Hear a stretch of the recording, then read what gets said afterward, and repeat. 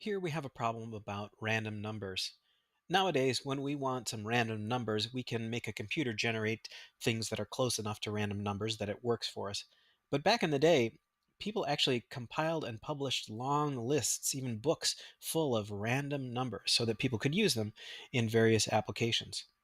This is a problem that uses a table of random digits like that.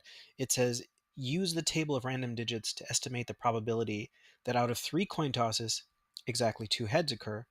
And it says use 0 to 4 to represent heads and 5 to 9 to represent tails.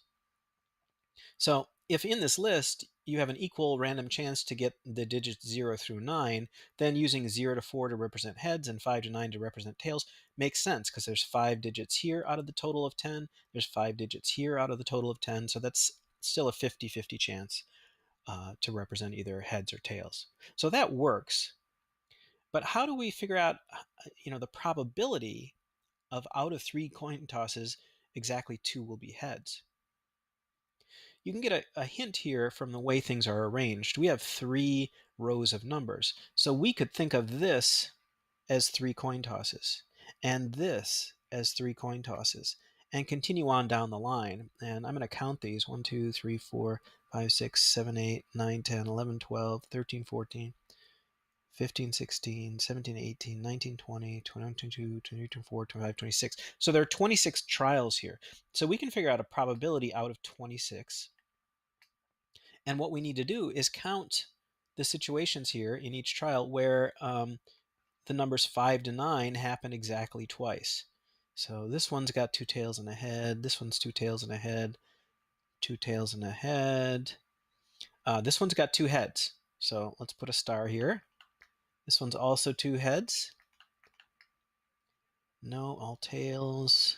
That's 2 heads. No, no, no, no, no, no. That one's 2 heads and a tail. No, no, no, no. This one is all heads, so that doesn't count because we want exactly 2 heads. This is 3 heads. No, no, no. That one's 2 heads and a tail. Now I'd probably want to go back and check and double check, make sure I didn't miss any, but it looks like I've got 1, 2, 3, 4, 5 of those cases where there were 2 heads and 1 tail. So our probability, according to this table of random numbers, would be 5 out of 26. Let's look at one more problem. This one asks, which situation appears to produce a sequence of random numbers? You ask 20 friends their age, you ask 80 people the hour they go to bed at night, or you ask 20 people the last digit of their phone number, or none of these. So let's take these one at a time. If you ask 20 friends for their age, my guess is that for most people, a lot of their friends are going to be around their same age. So if you ask 20 of your friends for their ages, they're going to be clumped up around your age. And, that's not very random. So I don't think it's going to be that one. B says you ask 80 people the hour they go to bed at night. Well, a lot of people go to bed sort of around the same time. Maybe they go to bed on the early side, but it's probably clusters around a few hours. So that's not likely to be very random either. And C says you ask 20 people the last digit of their phone number.